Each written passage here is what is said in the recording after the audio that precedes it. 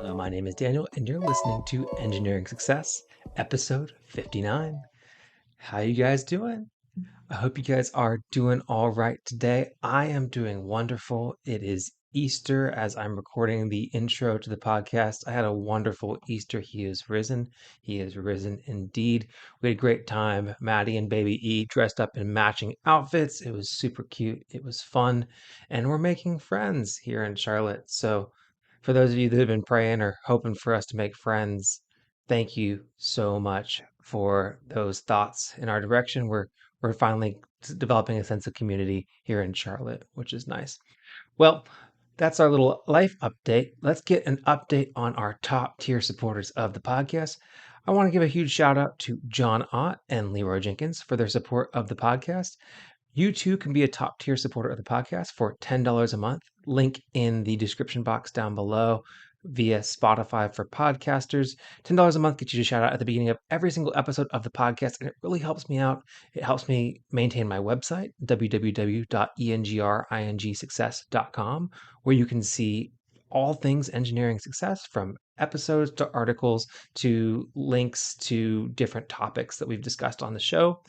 You also can email me at daniel@engringsuccess.com if you want to be on the podcast, or if you'd like to ask a question that I could respond to in a mailbag episode of the podcast, which I'm planning on my next episode being a mailbag episode. But yeah, thank you guys so much for your support of the podcast.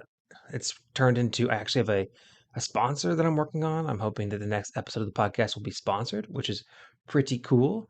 And yeah, life here is really good. Baseball season started. The Masters is around the corner. The Rangers are doing good. The Mavs are on a win streak. All of my aspects of life are kind of going really well right now, so I am pleased. Anyways, that's the update. That's the intro. Let's get into the interview. My guest on today's podcast is an accomplished executive leader. Elizabeth Hoemeke graduated from the Georgia Institute of Technology, or Georgia Tech, with her Bachelors of Science in Civil Engineering. She started her career in the energy industry, working as an environmental engineer for Atlanta Gas and Light. And then she pivoted to information technology, where she grew into executive leadership.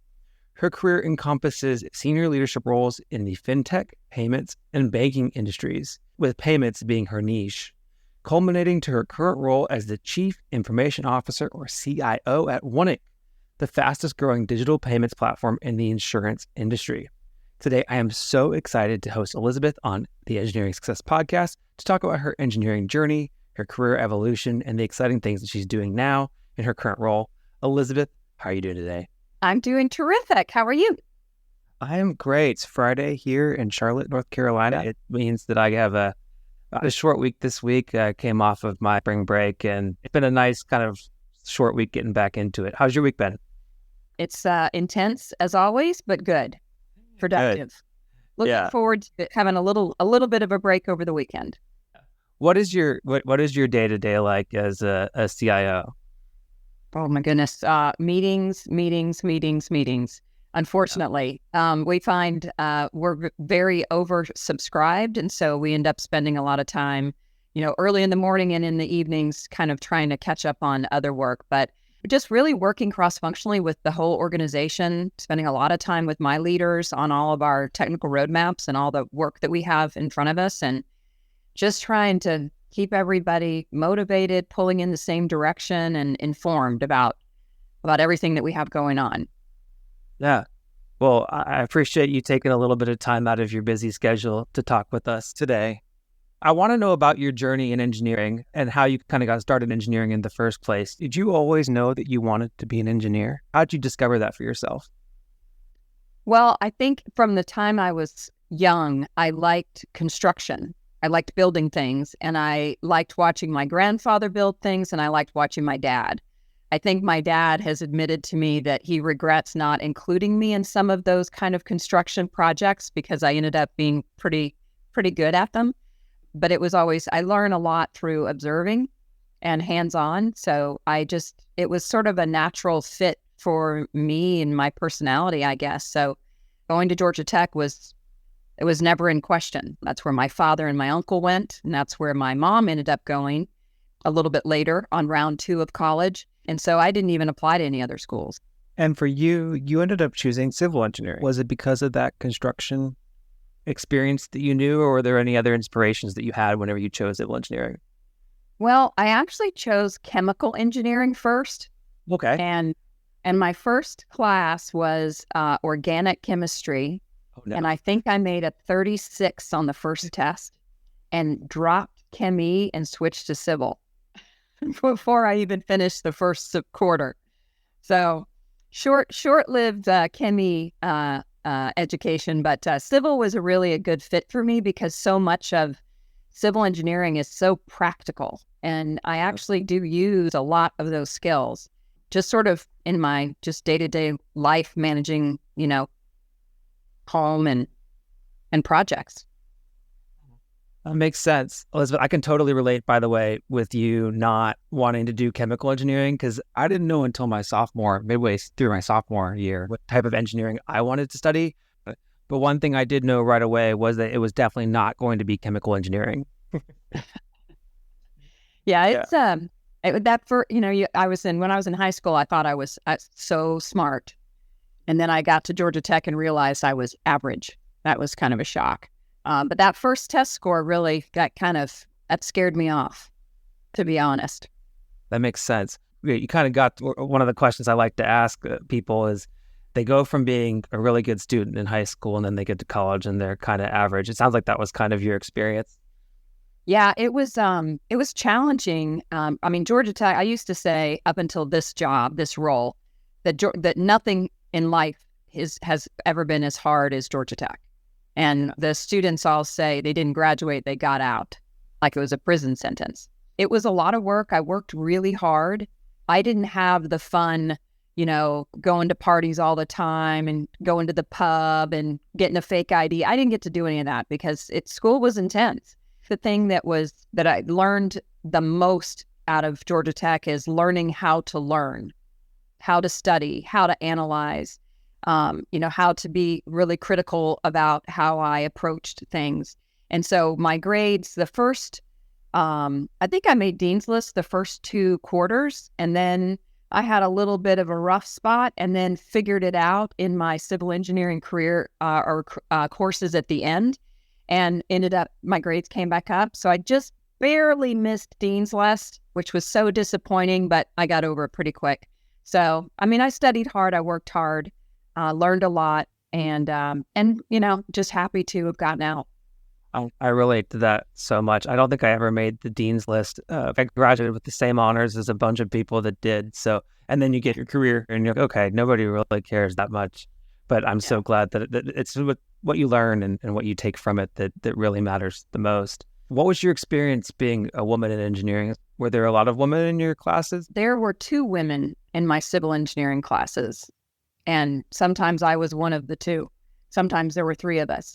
It was pretty lonely. There weren't a lot of women, but I was also then got to be pretty popular because there weren't that many of us in school. And Georgia Tech was known back when I went there as there was a big weed out. A lot of people didn't make it after the first year, and they actually used to joke in orientation, look to the left and the right of you. One of you is not going to be there. Well, I think probably it's more like 2 of you will not be there. So anyway, it was hard. Not a lot of women in those classes, but I was in a sorority, and that is where I got all of my girl time. So we tended to flock together and got to spend a lot of time. So even if in my classes I didn't have a lot of women, I had a lot of women friends and that I'm still friends with to this day. Makes sense. Would you say that it's pretty attainable to do Greek life in a Pan-Hellenic sorority and also do engineering? I've heard a lot of people say that it's not attainable, but it sounds like it was for you. Well, I think it depends on the school. I know my son, when he went to college, that first semester was a big bust because the fraternity commitments were so intense, being a pledge. For us at Georgia Tech, it was, they knew we had to study. So we had study hall, and we had older sisters, and we had Word. And if you don't know what that means, it's copies of old tests and homework that you can check out and use to help you study. And so there was a big emphasis. I think with all Pan-Hellenic chapters of sororities and fraternities in any organization, even non-Panhellenic, everybody has to make grades. And that was important to us. But I mean, we knew, it was a tough school, so we had to make time, and it wasn't, we weren't overly committed. So it was no problem to balance it. Makes sense. Well, thanks for sharing that experience. That's a unique one. I wasn't in a Panhellenic. We didn't have any national fraternities or sororities at my university. But when I tell people that I did that, they're like, no, there's no way that you were able to do that and all the other things. But I'm glad that it's your experience too, that you can have that experience. And I'm glad you had that experience. Were you involved in any other clubs, or did you have any internships while you were in college? I didn't intern. I always worked in the summers, but honestly, I was a lifeguard and taught swimming lessons to little kids, so which I loved. And, when I was in school, there wasn't this intense pressure to have internships in your field. I actually think I would have probably loved it had that been the norm. It would have been a lot of fun to have worked for like a construction company as an intern, or maybe not. I don't know. But yeah, just wasn't that wasn't a thing back then. That's something that has evolved, more recently, with kids having so much pressure on them to find those internships in their field of practice. But it was, I got to just, I had an easy job. Just had to be a lifeguard. Well, I wouldn't say that's an easy job. I never had strong enough swimming skills to be able to do that. And you obviously say that again? I said I could teach you. Yeah. Oh, yeah. Maybe I'll need that. We have a 9-month-old, and we've looked into those classes, where you take your baby and you throw them into the pool. And really? Okay. Do it when they're really young, when they're not afraid, and then they don't learn any bad habits that somebody has to break later. Okay. Yeah. Well, I guess we'll take it more seriously now. We were afraid that it would maybe just like petrify her of water for the rest of her life. But it's pretty cool what those kids do, where they, they're fully clothed, and then you push them in the pool and they flip on their back. Yeah. Yeah. I didn't teach that way. I taught more traditional, but I did like it when I got the little ones, because they just were just so unafraid. They're just fearless, and everything is fun. Blowing bubbles, going underwater. It's just not a big deal to them. Yeah. Oh, that's so fun. Well, it's been fun talking about your college experience, and we talked about your college job, but let's talk about your first job and your career journey. So you graduated and you started your career at AGL, Atlanta Gas Light. So how did you get your first job? My best friend applied and was accepted. She was an engineer also. And so then I applied and I got a flush letter because I had written back when you actually wrote, letters, cover letters and resumes, and you mailed them on nice paper, back in the old days. I had taken all of my civil engineering electives were all in environmental. Environmental engineering wasn't a full degree back then. It was more kind of like just a set of extra classes that you could take. And I loved the environmental work. And so I had positioned my engineering competency heavy on the environmental, looking for a role in engineering that was where I could use that environmental training. And they didn't have an environmental department. So they didn't even know what I was talking about. And so I got flushed. So I rewrote it.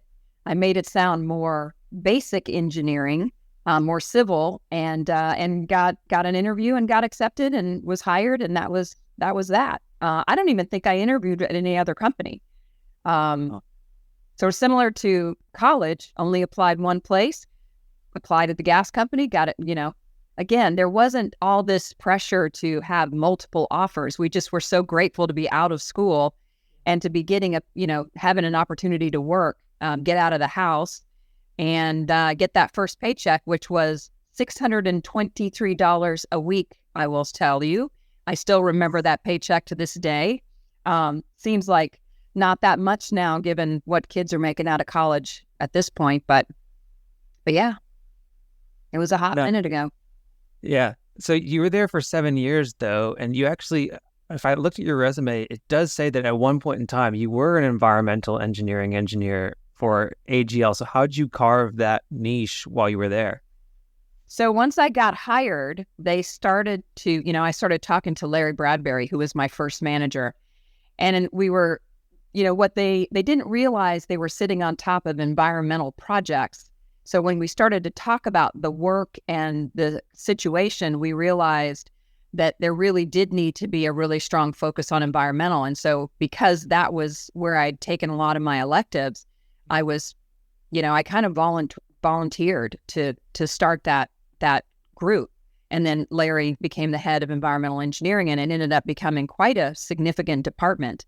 As you can imagine, just like in, a lot of manufacturing, there were very bad behaviors, decades ago, a lot of dumping, a lot of improper storage. And so the gas company was, not immune to that. So we had a lot of really interesting environmental projects, whether it was asbestos coatings on tanks, contaminated oil, holders full of, sort of gas contaminated rainwater. There was a lot of work to do, and it was scary and very rewarding at the same time. Yeah. And it's one of those cool things, right, where you studied to do something, you tried to do something, and then you found a spot in your career where you're actually doing the thing that you envisioned, at least from the beginning of your career. This is what I want to do. But at the same time, obviously, your career has gone in a completely different direction. So what was going on there? What was going on in the back of your head that kind of was leading you to leave AGL? Well, I made a little bit of a transition while I was at the gas company from kind of what I would call hardcore engineering to kind of IT, more of the computer science type area. That was also really starting to gain some traction. And as I did my environmental work with all of our local gas company offices, I found that I had a little bit of a knack for recognizing problems and things that they were doing manually and figuring out how to use sort of the new emerging PC technology to solve those problems. And so one of the first things that I did for one of the offices was they used to have these forms that they would put into a typewriter, if any of the listeners even know what a typewriter is, and they would manually type all that stuff. This was pre-word processors, pre-laptops and cell phones where you can do all that stuff, at the palm of your hand. And so I created a form to where they could do it on a computer. And I actually spec'd out the first computer for our first couple of offices. And so I just really started to kind of get into that sort of business requirements, finding a technology solution to solve a problem or to make something easier to do or more automated, and applied for a role in the technology team that was, again, sort of just getting started, and became a business analyst while I was there, and then used that as a springboard to continue my career in technology. So that kind of brings us to your transition away from AGL then. So after AGL, then you went and started a career with Equifax. How did that come to play? My tennis partner. No way. Yeah, I played mixed doubles, and Lee Grice and I had been chatting about what I did and his job, my job, families, all that sort of thing. And he said, he goes, "Would you be interested in coming to work for us? Because we're looking for somebody with your skill set." And I'm like, sure. I was still commuting from way outside the perimeter. I'm in Atlanta, so that's a thing. Into downtown to go to work at the gas company, and just like every city, traffic's horrible. And the Equifax office was literally like 3 miles from my house. So I was like, win, win, win. I get to, work for another company, get to do what I love, and I get to be close to home. So I went to work for Equifax and had a very amazing career there for many, many years. Yeah, and that was you came in as a director, I assume, right, when you went to Equifax, and then you pivoted your way maneuvered your way all the way up to becoming a vice president level employee at Equifax. What was that growth like for you in your career? It was a lot of fun. I think when you're good at something and you love doing it, you kind of get pulled from project to project and team to team. And so I had some really incredible opportunities to develop some first of the kind web applications for the organization. And again, just kind of kept moving up and moving into getting pulled into new projects and kind of more greenfield spaces. And so I got a big opportunity to lead teams, develop some new capabilities and some new platforms, and had a great time. I loved working, and I had some terrific mentors and managers while I was there that I learned an incredible amount from, that I still use every day to this day. Yeah. And you were there for 14 years. And I think one of the things I've observed from your career is that you can have a really good experience at a place. It could be very formative for your career development. You have great mentors there, but it doesn't necessarily mean that you need to stay there. And you didn't stay at Equifax. After 14 years there, you left to go to First Data Corporation. Why'd you make that jump? When I went to work for Equifax, I thought, I'll be here 5 years. But because I got involved in so many cool new projects, it stayed exciting. And then, like a lot of us, I won't say women, but I'll say us, you get to a point where you hit kind of it wasn't even a glass ceiling. It was kind of a glass box. I couldn't really go up and I couldn't go out. I couldn't, because if I took on something new or something else, it was taking it away from another person. And so I felt really kind of boxed in, and I was called by a recruiter, a headhunter. First Data had just moved their headquarters from Colorado to Atlanta, and they were looking to rebuild the organization. And so I took a big chance and went from a company of about 2,000 people to a company of 26,000 people. And that was a good opportunity for me to basically go work for some place where I pretty much knew almost everybody that, was tangentially connected to engineering and software development. And then to go to such a large corporation with so many different divisions, it was kind of a rude awakening in one respect, but also, exciting to have an opportunity to go and, try my hand at another financial services company, and really started to focus on payments.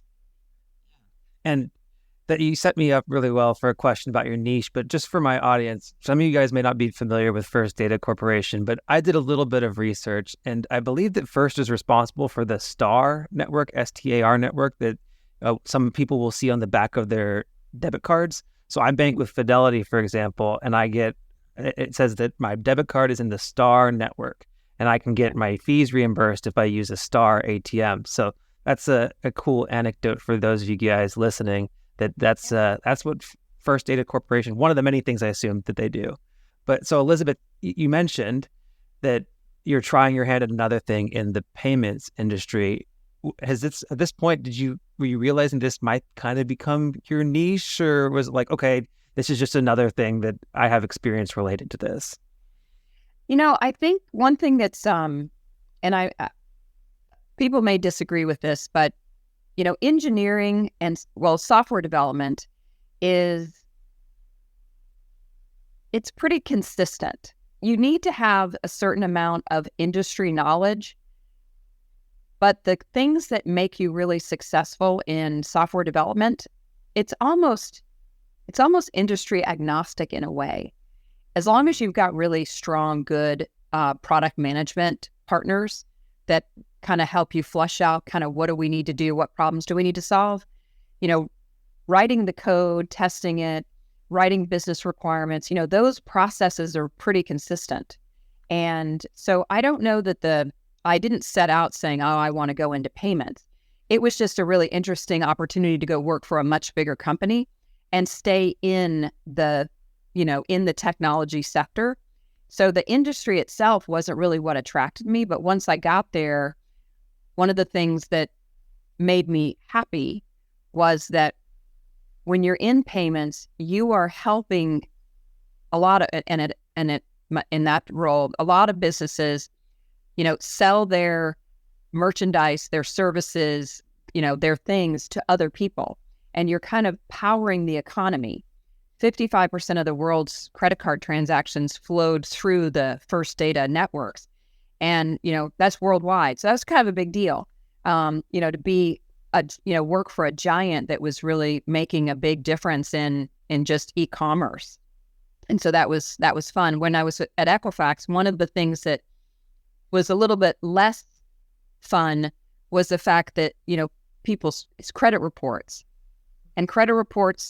are good, and sometimes they're terrible, especially when you're the victim of fraud and your credit gets ruined, and or you can't buy something because your credit score isn't high enough. So there was a little bit of sort of just negative energy around that aspect of it. And so going to work for a company where I really felt like we were doing things that were helping the economy and small businesses in particular, also more so when I went to work for Elevon. But I thought that was kind of a fun, interesting aspect to feel like a really big contributor to the economy.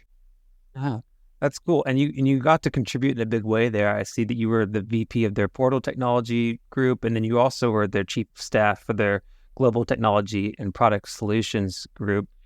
How was that experience for you working in that chief of staff capacity? I think that's a really great role to have a lot of influence on where we are investing and how we are resourcing. It's a function that is kind of goes across all the different kind of project groups and the development groups.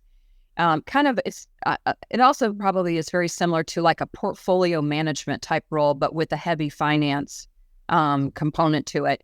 One of my best managers or leaders that I had at Equifax put a huge emphasis on that technology people really needed to understand how budgets work, budgeting, forecasting, CapEx, OpEx, and all of that training and knowledge that we gained from him is something that's just been really valuable. And it's been a sort of a special skill that I've been able to bring to the table, for every company that I've worked for. So I highly recommend, no matter what role you're in, understand the money, because then you can use that knowledge to your advantage to stretch your own budget or to figure out how to sell new projects and, figure out what the ROI is to make sure that you get funding to do some cool stuff.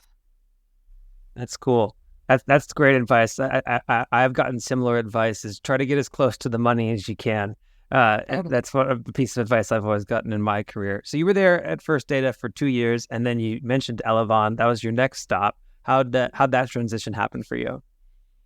I was recruited away because they always say it's who you know. A woman that I had worked for at Equifax became the chief product officer at Elevon, and she told the CIO that he needed to hire me. And So they did. And that was another just fantastic career move for me. I had an absolute blast for that entire period. Yeah. Built a great organization and got to do some terrific projects. That's cool. So what does Elevon do for the folks in my group that audience who don't know who Elevon is? Yeah, they're a subsidiary of U.S. Bank, and their name is, you might see it on a credit card machine, for when because it's a payments company, and that's what they do. They're a merchant acquirer, and they process payments, and they're owned by U.S. Bank. And which is why I have that little bit of my career at U.S. Bank. It's actually part of all the same company. I just moved out of the Elevon business line and into a larger bank group. But yeah, it was a blast. Yeah, and this is still IT strategy for this part of your career. You're focused on the IT part of the business, right? Yeah, absolutely. So at Elevon, I ran I call it the bookends. So there were 3 or 4 development leaders over the actual software engineers. And I had the business analysts, which later became the product owners as we made a big shift from waterfall to agile. And then I had all of the QA resources. And we made a big pivot from manual testing to automated testing. And so I say I had the bookends, the developers were in the middle, and I was sandwiching them on both sides. And so I ran those 2 groups for the whole Elevon business line, and then also got to do a lot of neat things around innovation. Actually, you mentioned something there that was really cool. You said you were involved whenever you pivoted from waterfall to agile, which I think was happening across the industry probably around that same time. It was probably a consistent shift. What was that like, and how did y'all make that decision to make that pivot? Well, we had been evolving our waterfall sort of practice. And I would tell anybody at the time, we had the best waterfall shop I'd ever seen. I mean, it ran like just an absolute top. And we got to the point to where the business was starting to change their minds a little bit more frequently, and we needed to be able to adapt. And in a waterfall methodology, you do so much work up front. And then if you change your mind, all of that work is lost. And so it made a lot of sense to switch to the Agile methodology because it allowed us to embrace change a lot faster and be more responsive. And also, I think our organization as a whole just was really desperate to learn something new. And, waterfall is just viewed so negatively if you're in a fintech kind of company. And so we had one group that had already been developed from scratch. It was called the Grove, and it was a product development team, and they were already agile. And then the entire rest of the organization, which is more of the kind of mainframe, kind of, I don't want to say legacy because these systems are all in operation today. We're like, well, we want to be agile too. And so we just said, well, let's do it. And we started the program, and, we started in engineering really, but reached into product and our compliance teams and brought everybody on that journey. And it was bumpy, like at every company, but we persevered. We had some great people helping us. We brought in some consultants from the outside that were our agile coaches that helped us kind of get our minds right about that transformation. It was such a great experience that we kind of did it again at my current company. They were probably hybrid water or agile, mostly agile, but really needed to take it to the next level. And so we've been working on that for the last year too. Makes sense. So yeah, you mentioned your current company. And so you were at Elevon for 9 years. You had a quick stop at US Bank, and then you came to One Inc. How'd you get to One Inc? And then we'll talk a little bit more about what you're doing now. Yeah. So once again, it's who you know. And when I was at Elevon, I had worked with Ian Drysdale. I was the technology member on the North America leadership team, and he was head of sales. And so we'd kind of gotten to know each other there. And when he came to One Inc., well, when he first left Elevon, we'd gone to lunch because he wanted to tell me he was leaving. And I said, well, if you ever need a CIO, keep me in mind. And he's like, oh, really? And I'm like, oh, of course. And he went off and did a tour at a company in Florida, and then came to One Inc. And so he called me one day and said, we're looking for a CIO. Do you want to talk to us? And I'm like, absolutely. I won't tell you what I really said because it's a little bit of a bad word, but I'm like, yes. I have a feeling I've heard that word on a golf course somewhere. Yeah. So, but anyway, yeah, interviewed and was fortunate enough to be hired on by the company. And we've been here for almost 3 years. And it's one of those things, be careful what you wish for. It's my first role as a CIO, and it's a tough job. It really is. That's so fun. So let's talk a little bit about what your day-to-day is as the CIO. We talked a little bit about how your week is, but what are the big initiatives that you've gotten to push in the last few years with One Inc? Oh gosh, one that was a total blast and that we did so well, it was probably one of the most technically difficult engineering projects that I've been a part of, was a move of a product that we acquired from AWS to Azure. And I have an amazing team of engineers here. And one of my top guys, Alexi, led that project. And I participated in the 3 weekends that we were doing big cutovers. Mm-hmm. And the night that we went live and moved all of our production from one cloud to the other, we were on the phone for 21 hours straight. And it was incredible. I mean, I haven't had that much fun since, work, doing something for work. I mean, it was just awesome. Just everybody, solving problems, watching things, database data, files moving, servers being redeployed. I mean, it was just amazing. We spent 18 months planning that. And we had a partner that Microsoft funded for us, with some investment that they made in our company because we're growing so fast and we were moving everything to Azure. And we just, we worked together all night long. And, once everything was up and running and things looked good, we were like, all right, let's call it a wrap. And we looked at our watches and it had been 21 hours we'd been awake. It was, Wow. sounds ridiculous, but it was awesome. It was it's just a huge win for the organization. And we got so many benefits out of consolidating, cost optimization. We can now use common tools. We have people that have so much experience with Azure that we're able to leverage across the product that we acquired. And it was a fun project. And then probably we're always doing big things for the company, dealing with customer requests, adding new features, partnering with our product organization and sales on all of that. We've been working on just really kind of building out a really integrated product offering to the market. So we are a payments company for the insurance industry, mostly property and casualty, but we do a little bit of medical too.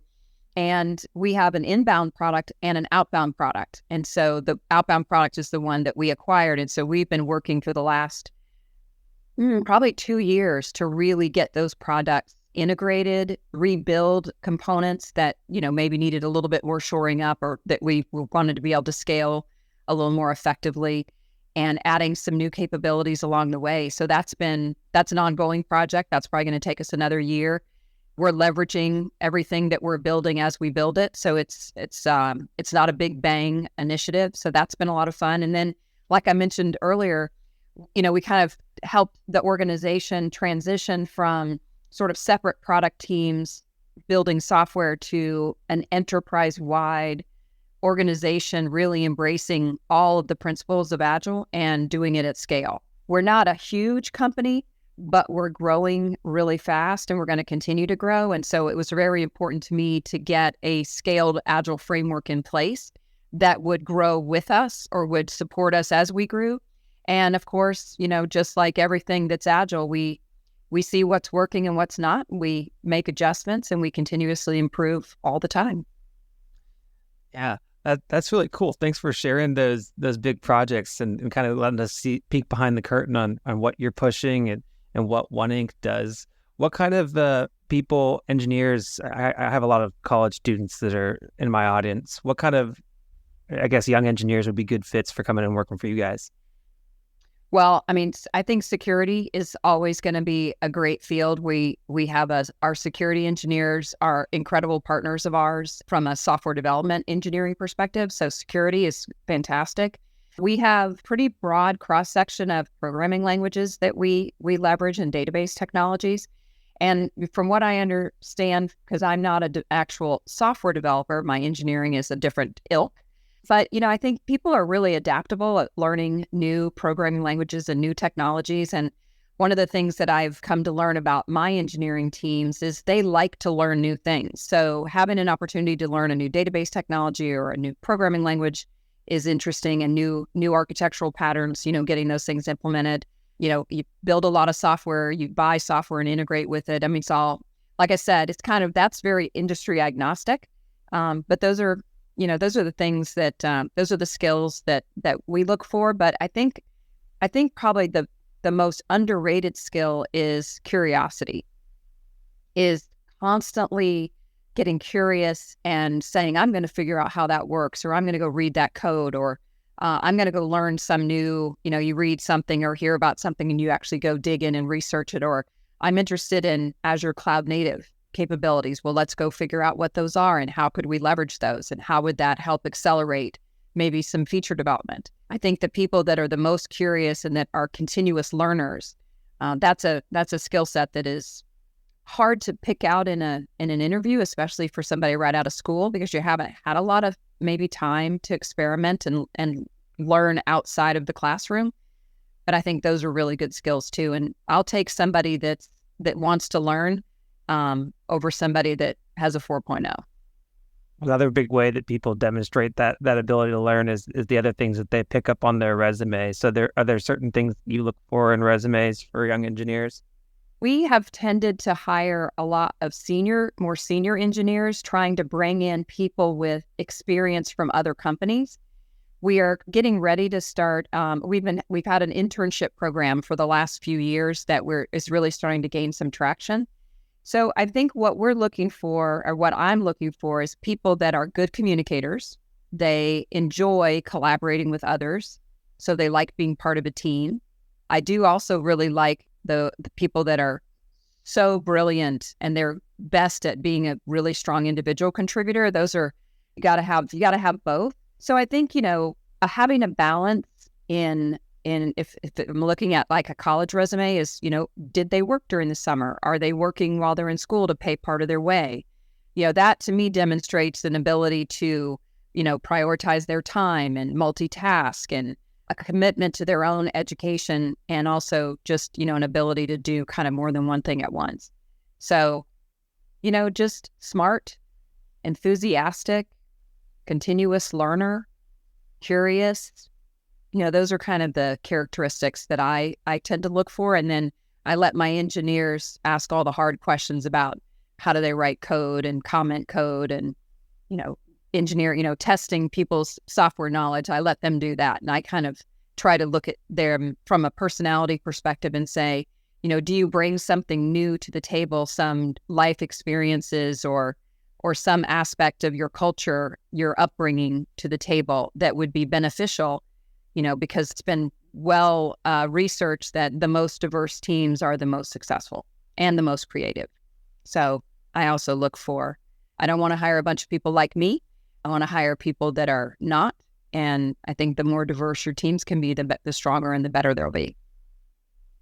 I agree wholeheartedly with that. That's one thing we hit on pretty hard on my last interview with Melissa Drake. There's a big thing that she hit on. She's super involved with SHIP, which is like the Society of Hispanic Professional Engineers, and those organizations like that are just phenomenal. SWE, another great one. So I encourage students that listen to get involved with the organizations that support the groups that they identify with and are part of. Yeah, I agree. And I think networking in general is something that there should be a class in college or in high school about networking. Again, it is who you know, and leveraging the network of, and for the young folks that are listening, your parents' networks. Don't hesitate to talk to your parents' friends. They know people, and they can help, because it's not that they're going to get you the job, but they might get your resume pulled to the top of the pile. They'll maybe open a door for you and create an opportunity, but then it's up to you to sell yourself, and then you got to do the work. But I think networking is just incredibly important, because it helps you, build a bigger community of people and resources that can be helpful to you, that you can be helpful to as well. And also, it's just great to have a lot of people in your corner if you ever are looking for your next opportunity. Yeah, anybody knows somebody. Exactly. You mentioned earlier that you're not in the technical weeds with a lot of the things that you do, and you rely on a lot of other people for that. And whenever you're interviewing people, I said that most of your career has been in roles that I define as what's the word that you use? Individual contributor, hardcore engineer. Yeah. Yeah. So how has your engineering background served you, though, in those capacities outside of hardcore engineering? Well, I mean, I think civil engineering is interesting because it's construction. It's your building. And I mean, this sounds I'm oversimplifying it, but you have a blueprint, you have requirements, you construct, you build the software, you have, inspectors come and check your building, make sure everything's to code. You've got QA that's testing the software. So it's just such a natural flow of what I like to do, which is to build things. It's just that now we build digital assets instead of physical assets. So I think it's a lot of fun. It's a great career. Yeah. And you've worked with a lot of engineering teams, but whenever it comes to your peers in executive leadership, have many of them also been engineers like yourself, or what kind of academic backgrounds have they had? When I think about the leadership team that I'm on now, I don't believe any of them were former engineers, I'm talking about the leadership team that I'm on, so my peer group, of course, my leadership team that reports to me, I think with only, 7 out of 9 are hands-on software development engineers. They all are. So we have a strong engineering culture at our company, and most of our leaders are actually doing the work in addition to leading their teams. That's cool. And then I guess we're kind of culminating to this final question here. You've had a really cool career journey, and you've gone through a lot of different executive leadership roles. You've gone through a bunch of different organizations in your niche. Are there any big takeaways you have for yourself? I know we've mentioned one of them is this about who you know, but are there any other big takeaways that you have on your career, reflections or big pieces of advice that other young engineers should keep in mind when starting their career out? Oh, gosh. I think one of the most important things when you're starting your career is who you work for. And I've made a couple of errors in my history of working for the wrong person. And if you work for the right person that is going to invest in you and support you and give you opportunities, that's when your career flourishes. And that's when you as a human being are the happiest. And happy people do the best work. That's just, almost silly to say out loud, but if you're happy, you're going to do great work. And if you like the person you work for and you like the team you're on and they're supportive, then you're going to flourish. And if you are working for somebody that is sort of a violation of your core principles, or that is putting you down, or, just has leadership characteristics that are just not, they don't work for you, get that resume up to date and start looking for another opportunity, because life is short, and you want to put yourself in a position to where you're going to be surrounded by people who are advocates for you, and you advocate for yourself, of course. But, if you make a bad decision going to work for a company or a person, just, chalk it up to experience, learn from it, and move on. And I would say the same thing, that if you ever find yourself in a position where upward mobility or lateral mobility and your ability to continue to learn and take on new responsibilities becomes difficult, don't be afraid to change companies. I don't recommend changing every 6 months, but I've had very long stints at companies, and then I've had some shorter ones. And there's reasons why those were shorter. That's a phenomenal bit of advice, Elizabeth.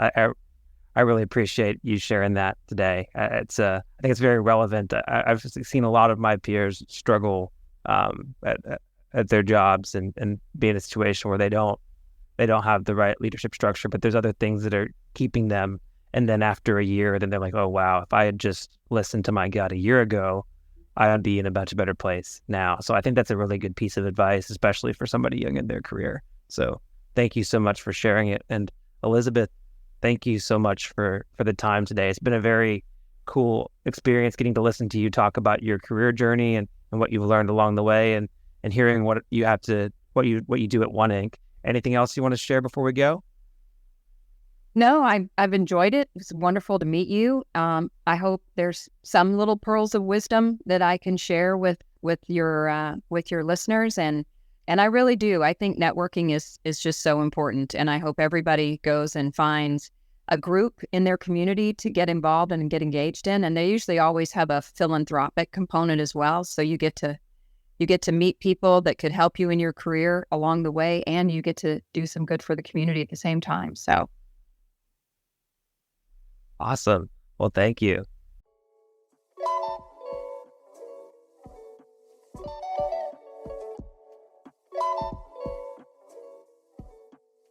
Well, I hope you guys enjoyed the interview as much as I enjoyed recording it. I really enjoyed my conversation with Elizabeth.